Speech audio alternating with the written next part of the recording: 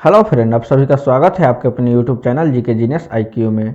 आज के वीडियो में हम 20 मोस्ट वीवीआई क्वेश्चन करने वाले हैं जो कि आपके आगामी एग्जाम के लिए बहुत ही ज़रूरी है।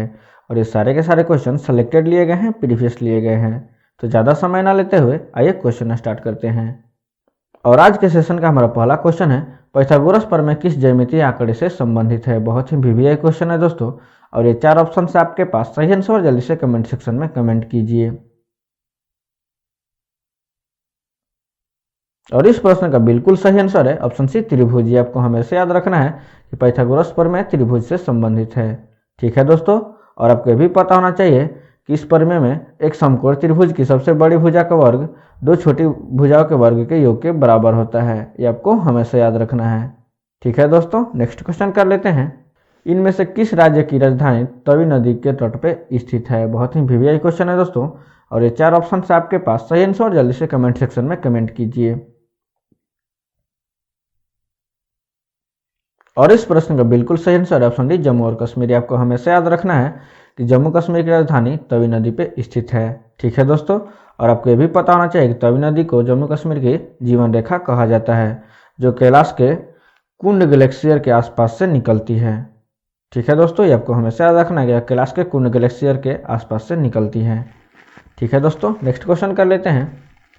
इनमें से कौन सी पुस्तक मुंशी प्रेमचंद्र द्वारा लिखी गई है। बहुत ही वीवीआई क्वेश्चन है दोस्तों, और ये 4 ऑप्शन से आपके पास सही आंसर जल्दी से कमेंट सेक्शन में कमेंट कीजिए। और इस प्रश्न का बिल्कुल सही आंसर है ऑप्शन डी, ये सभी। आपको हमेशा याद रखना है कि गोदान, रंगभूमि, गमन, ये तीनों के तीनों पुस्तक मुंशी प्रेमचंद्र द्वारा लिखी गई है। ठीक है दोस्तों, और आपको ये भी पता होना चाहिए कि मुंशी प्रेमचंद्र का वास्तविक नाम धनपत राय श्रीवास्तव है। ठीक है दोस्तों, और इनका जन्म 31 जुलाई 1880 को वाराणसी में हुआ था, तथा इनकी मृत्यु 8 अक्टूबर 1936 को हुआ था।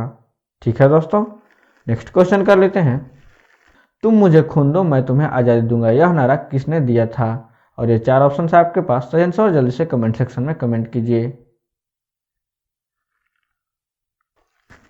और इस प्रश्न का बिल्कुल सही आंसर है ऑप्शन बी, सुभाष चंद्र बोस। ये आपको हमेशा याद रखना है कि तुम मुझे खून दो मैं तुम्हें आज़ादी दूंगा का नारा सुभाष चंद्र बोस द्वारा दिया गया था। ठीक है दोस्तों, और आपको यह भी पता होना चाहिए कि रंगून के जुबली हॉल में नेताजी द्वारा दिए गए भाषण में दिल्ली चलो और तुम मुझे खून दो मैं तुम्हें आज़ादी दूंगा का नारा दिया गया था। ठीक है दोस्तों, ये आपको हमेशा याद रखना है कि तुम मुझे खून दो मैं तुम्हें आज़ादी दूंगा और दिल्ली चलो का नारा एक ही साथ एक ही हॉल में दिया गया था। ठीक है दोस्तों, नेक्स्ट क्वेश्चन कर लेते हैं। सरहिंद नहर परियोजना किस राज्य में है। और ये 4 ऑप्शन से आपके पास सही आंसर जल्दी से कमेंट सेक्शन में कमेंट कीजिए।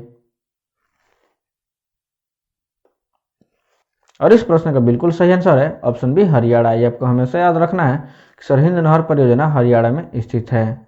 ठीक है दोस्तों, और आपको यह भी पता होना चाहिए कि यह परियोजना सतलज नदी पे स्थित है।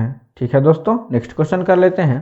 दुर्गा बैराज परियोजना कहाँ है। बहुत ही वीवीआई क्वेश्चन है दोस्तों, और ये 4 ऑप्शन से आपके पास सही आंसर जल्दी से कमेंट सेक्शन में कमेंट कीजिए। और इस प्रश्न का बिल्कुल सही आंसर है ऑप्शन डी, पश्चिम बंगाल व झारखंड। आपको हमेशा याद रखना है कि दुर्गा बैराज परियोजना पश्चिम बंगाल व झारखंड में स्थित है। ठीक है दोस्तों, नेक्स्ट क्वेश्चन कर लेते हैं। FTZ का पूरा रूप इनमें से क्या है। और ये 4 ऑप्शन से आपके पास सही आंसर जल्दी से कमेंट सेक्शन में कमेंट कीजिए। और इस प्रश्न का बिल्कुल सही आंसर है option B, free trade zone. ये आपको हमेशा याद रखना है कि FTZ का पूरा नाम फ्री ट्रेड जोन है। ठीक है दोस्तों, नेक्स्ट क्वेश्चन कर लेते हैं।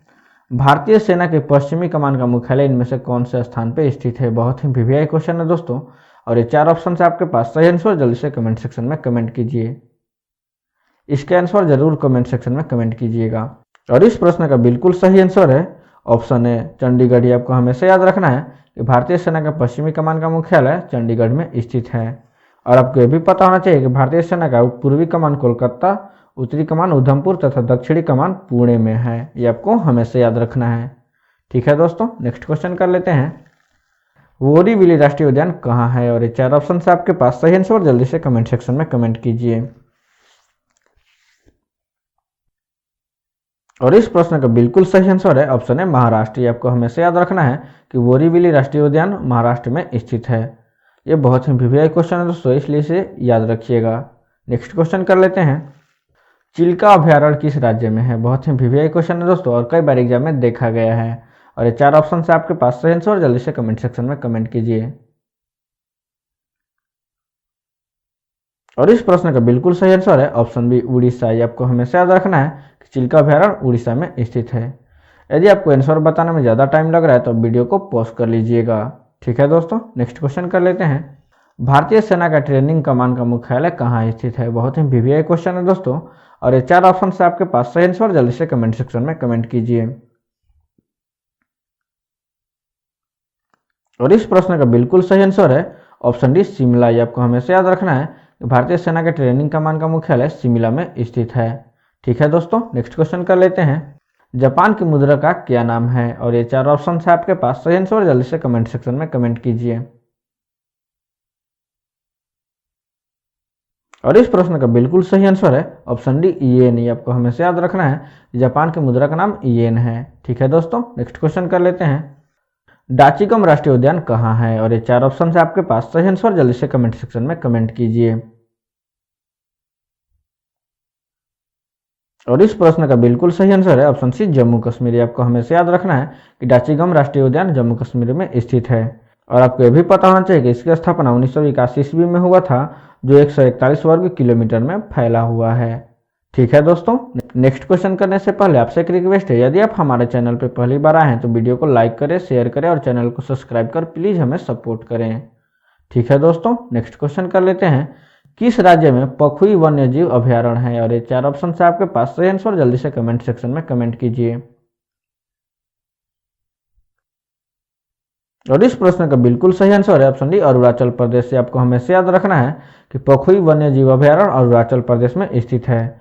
और आपको यह भी पता होना चाहिए कि इस उद्यान की स्थापना 1 जुलाई 1966 ईस्वी में हुआ था। ठीक है दोस्तों, नेक्स्ट क्वेश्चन कर लेते हैं। लक्षद्वीप की राजधानी कहाँ पर स्थित है? बहुत ही वीवीआई क्वेश्चन है दोस्तों, और कई बार एग्जाम में आया हुआ क्वेश्चन है। और ये 4 ऑप्शन है आपके पास सही आंसर, जल्दी से कमेंट सेक्शन में कमेंट कीजिए। और इस प्रश्न का बिल्कुल सही आंसर है कवारत्ती। आपको हमेशा याद रखना है कि लक्षद्वीप की राजधानी कवारत्ती है। ठीक है दोस्तों, और आपको यह भी पता होना चाहिए कि लक्षद्वीप समूह भारत का एक केंद्र शासित प्रदेश है, जहाँ पे राजकीय आधिकारिक भाषा मलयालम और अंग्रेजी है। ये आपको हमेशा याद रखना है कि वहाँ की राजकीय आधिकारिक भाषा मलयालम और अंग्रेजी है। ये आपको हमेशा याद रखना है। नेक्स्ट क्वेश्चन कर लेते हैं। किस भारतीय राज्य का राजकीय पशु ऊँट है? बहुत ही वीवीआई क्वेश्चन है दोस्तों, और कई बार एग्जाम में आया हुआ क्वेश्चन है। और ये 4 ऑप्शन है आपके पास सही आंसर, जल्दी से कमेंट सेक्शन में कमेंट कीजिए।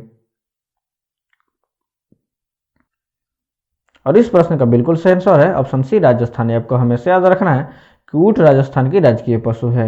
ठीक है दोस्तों, और आपको ये भी पता होना चाहिए कि राजस्थान भारत के क्षेत्रफल की दृष्टि से सबसे बड़ा राज्य है और इसकी राजधानी जयपुर है। ये आपको हमेशा याद रखना है। यदि आंसर बताने के लिए ज़्यादा टाइम की जरूरत पड़ रही है तो आप वीडियो को पॉज कर लीजिएगा। ठीक है दोस्तों, नेक्स्ट क्वेश्चन कर लेते हैं। मुख्यमंत्री की शपथ राज्य में कौन दिलाता है? और ये 4 ऑप्शन है आपके पास सही आंसर, जल्दी से कमेंट सेक्शन में कमेंट कीजिए।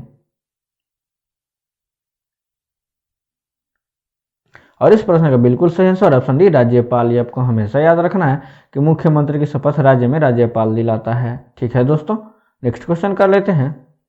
इनमें से कौन से राज्य का राजकीय पुष्प कमल है? बहुत ही वीवीआई क्वेश्चन है दोस्तों, और ये 4 ऑप्शन है आपके पास सही आंसर, जल्दी से कमेंट सेक्शन में कमेंट कीजिए।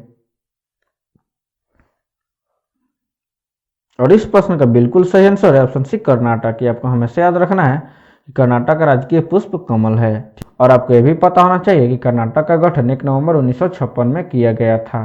ठीक है दोस्तों, और कर्नाटक की राजधानी बेंगलुरु है, जिसकी राजकीय भाषा कन्नड़ है।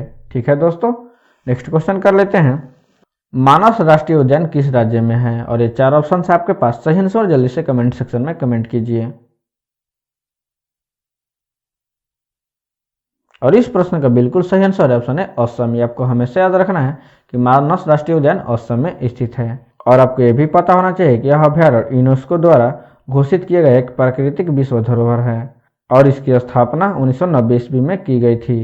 और इसकी क्षेत्रफल 950 वर्ग किलोमीटर है। ये भी आपको हमेशा याद रखना है कि इसकी स्थापना 1990 ईस्वी में की गई थी, जिसका क्षेत्रफल 950 वर्ग किलोमीटर है। ठीक है दोस्तों, नेक्स्ट क्वेश्चन कर लेते हैं।